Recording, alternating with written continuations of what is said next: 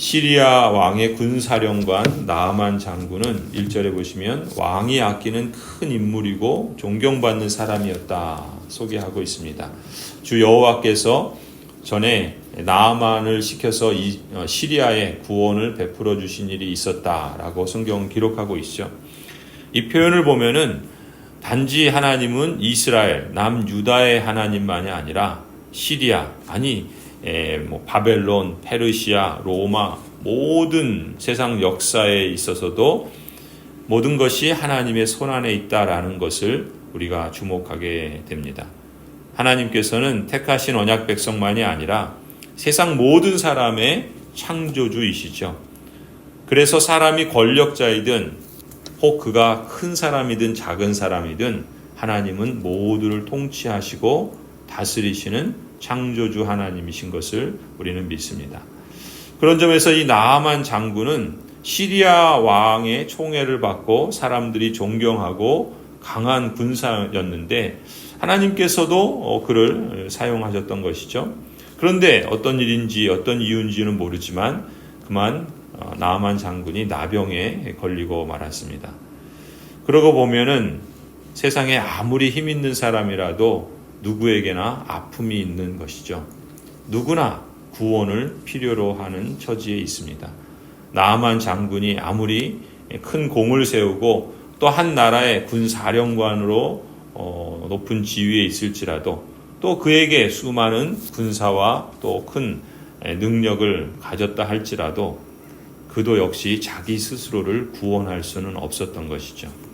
나병조차 고칠 수 없는 인생이 어찌 죽음의 병에 걸린 죄의 병을 고칠 수 있겠습니까? 하지만 길이 있죠. 3절에 보시면은 나아만 안에 그 시중을 들고 있는 한 이스라엘 소녀가 엘리사 선지자라면은 주인의 병을 고칠 수 있을 것이라 말합니다. 그것도 보면 참 하나님의 섭리라고 할 수 있겠죠. 어찌 보면 이스라엘의 하나님의 언약 백성들을 치고 거기서 한 소녀를 포로로 끌고 와서 시녀로 그렇게 두고 있었는데 그 시녀를 통해서 이 나아만이 자신의 병을 고침받을 수 있는 길을 들을 수 있다라는 것은 참으로도 하나님의 섭리라 하지 않을 수 없습니다.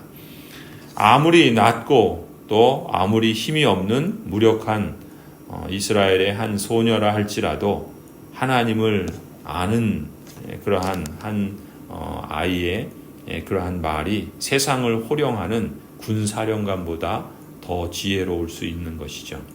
전쟁에서 승리하는 용사보다 더 크고 진정한 능력을 가진 모습을 우리는 이 이스라엘 소녀에게서 발견하게 됩니다. 그런 점에서 보면은 그리스도인이라는 이름이 사실은 얼마나 이게 귀하고 또 영광스러운 이름인가. 하나님의 사람이라는 그 호칭이 우리에게 얼마나 복되고 또 얼마나 귀한 하나님의 그러한 은총인가라는 것을 우리가 기억했으면 좋겠습니다. 이 소녀의 말을 들은 나아만 장군은 이제 자신이 섬기는 그 시리아의 왕에게 요청을 하죠. 그러자 그 시리아 왕은 특별히 친서를 써줍니다. 그래서 나아만 장군은 왕의 친서를 받고서 엄청난 예물을 준비하죠. 은 10달란트, 금 6,000개, 옷 10벌, 어마어마한 예물을 가지고서 이스라엘로 이제 갑니다. 그런데 나아만 장군이 찾아간 사람은 북이스라엘의 왕이었죠. 6절에 보니까 내가 이 편지와 함께 나의 신하 나아만을 귀하에게 보냅니다. 부디 그의 나병을 고쳐주시기 바랍니다. 이게 시리아 왕의 친서에 적혀있는 내용이었어요. 이 편지를 받은 이스라엘 왕이 뜬금없이 이 시리아의 왕이 편지를 보내서 자기의 사령관을 고쳐주라는 거예요. 근데 이 이스라엘 왕이라 할지라도 그런 능력이 있습니까? 그러니 그 친서가 이스라엘 왕에게는 일종의 선전포고처럼 보였겠죠. 이스라엘을 침략하려는, 그래서 어떤 빌미를 삼으려는 시리아의 계략으로 알고서 이스라엘 왕은 괴로워합니다. 나아만의 병을 낫게 할 방법이 그에게도 없었기 때문인 것이죠. 그런데 이 소식을 마침 엘리사 선지자가 듣게 되고, 그리고 이스라엘 왕에게 시리아 장군 나아만을 자기에게 보내라 전갈하지요. 그래서 나아만 일행이 엘리사 선지자의 집 앞에 옵니다.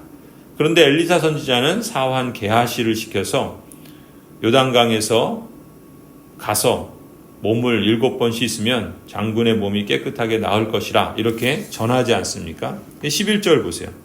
그 말을 들은 나아만이 어떤 반응을 보입니까? 이 말을 듣고 화가 나서 발길을 돌려버리죠. 왜 그랬는가? 그 말을 우리가 보면은 좀 짐작할 수 있어요. 이렇게 말합니다. 적어도 엘리사가 직접 나와서 정중히 나를 맞이하고 주 그의 하나님의 이름을 부르며 상처 위에 직접 안수해서 나병을 고쳐주어야 그게 도리가 아닌가?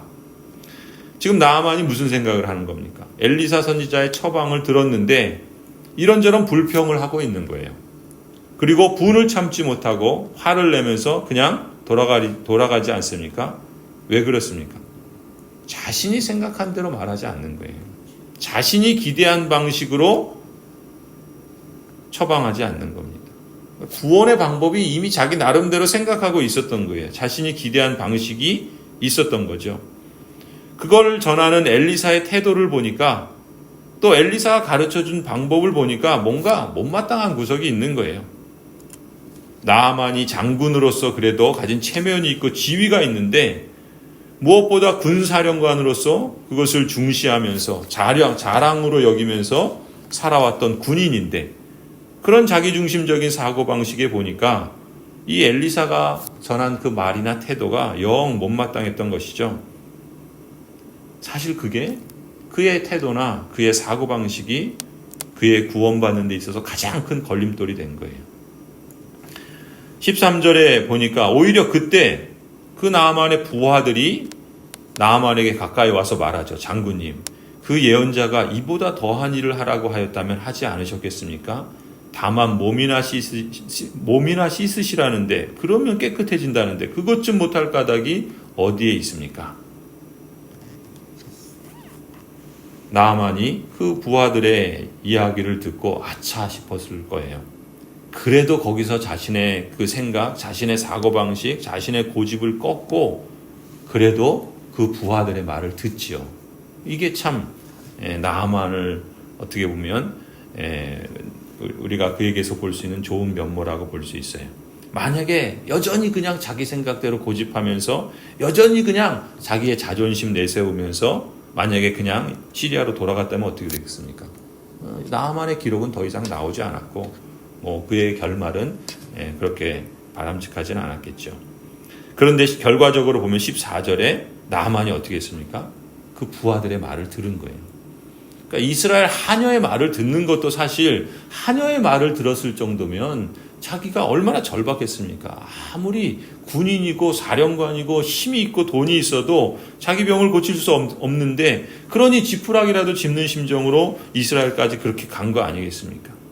근데도 거기서 자존심을 부리는 거예요. 자기의 지위와 체면을 생각하는 거예요. 그때 부하의 말을 듣고 아마 당나귀가 말을 해서 그 발람을 꾸짖은 것처럼 이 지금 나아만도 이 부하들의 말을 들으면서 아차 싶었겠죠. 그래도 거기서 마음을 돌이킨 게 참 복된 선택이었던 것이죠.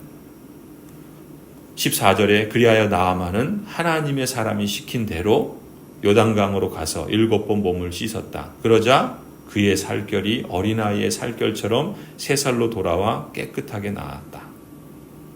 여기서 중요한 표현이 우리말 번역으로만 보냐면 그리하여예요. 무슨 얘기입니까? 나아만이 그 부하들의 말을 듣고 하나님의 사람 엘리사가 시킨 대로 했다라는 거예요. 그리고 그러자라는 말이에요. 그렇게 하니까 그 일이 일어난 거예요. 만약에 그냥 나아만이 그냥 가버렸으면 어떻게 됐습니까? 그러자라는 표현은 없어요. 그리하여라는 표현은 없는 겁니다. 성도 여러분, 나아만의 행동과 사고방식은 구원과 치유에 있어서 오늘 우리에게도 귀한 교훈을 주지 않겠습니까?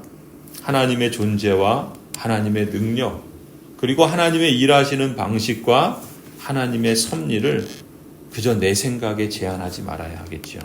내가 과거에 체험한 것, 그냥 사람들이 흔히 여기는 그런 통념, 여기에 하나님을 제한하지 말아야 하겠습니다. 사람의 생각이 아무리 크고 위대해도 하나님의 생각보다 클 수 없습니다. 사람의 능력이 하나님의 능력보다 클 수 없고 사람의 체험이 하나님의 섭리보다 클 수 없지요. 사람의 자존심이 하나님의 영광보다 클 수 없습니다. 여러분, 혹 우리가 기도할 때 내 생각대로 다 결정해 놓고 하나님 보고 맞춰줄 것을 기대하지 않습니까? 내 생각, 내 체험을 고집하면서 오히려 그것이 종종 하나님의 역사를 가로막는 그런 일들이 벌어진다면 이 얼마나 안타까운 일이겠습니까? 고집스런 자기 생각을 버리고 하나님의 말씀을 따를 때 그러자가 나타나는 것이죠. 하나님의 능력을 그때 비로소 실감하게 되는 것입니다. 그 고비를 넘어가야 되는데 거기서 꺾이는 거예요. 거기까지 찾아간 건 잘했는데 그 다음을 넘어가질 못하니까 하나님의 그 일하심을 실감하지 못하는 경우들이 얼마나 많습니까? 자기 체험을 강조하고 자기 자존심을 부리고 자기 주장을 버리지 못하니까 자기가 나가 떨어지는 거죠. 하나님의 뜻과 하나님의 명령에는 안중에 없고 하나님의 뜻과 명령에 순종할 때 자신을 버리고 자존심을 버리고 자기의 그 주장과 자기 고집을 버릴 때 비로소 자기가 살아나는 거죠. 비로소 하나님의 능력을 실감하는 겁니다. 그래서 신앙이 회복되고 그래서 시험에서 오히려 사단의 그 유혹에서 벗어날 수 있고 하나님의 나라의 그 생명을 누리게 되는 거 아니겠습니까? 자신을 돌아볼 수 있어야 돼요. 하나님을 인격적으로 만나려면 주인 되신 하나님을 인정할 수 있어야 됩니다. 하나님 앞에서도 자존심 부리고 하나님 앞에서도 자기 주장을 꺾지 못한다면 나아만에게 있는 그러한 놀라운 하나님의 구원은 실감하기 어렵겠죠.